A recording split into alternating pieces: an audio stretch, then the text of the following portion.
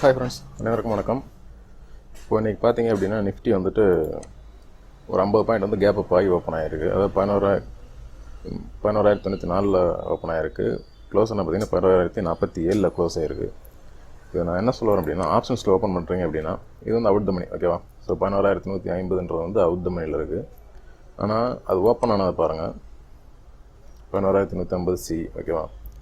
Previous close பாருங்கள் 43.4 43.35. இன்றைக்கி open ஆக பார்த்தீங்கன்னா 69.30, ஓகேவா? எவ்வளோ தூரம் கேப் அப் ஆகி மறுபடியும் டைன் ஆகி இப்போ இந்த கேண்டில் வந்து பாசிட்டிவ் ட்ரெண்டில் போயிட்டுருக்கு.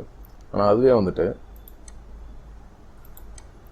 11,100 அது கரண்ட்டில் வந்து இது வந்து இந்த மணியில் இருக்குது.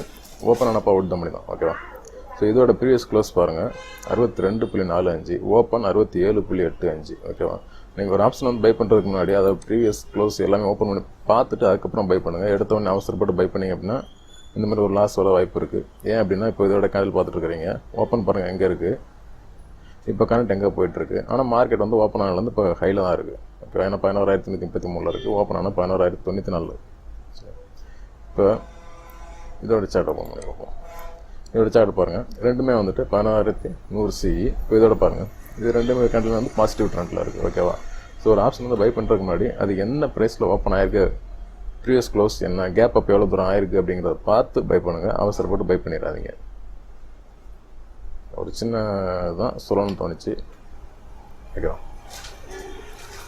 பார்த்து ட்ரேட் பண்ணுங்கள். நன்றி, வணக்கம்.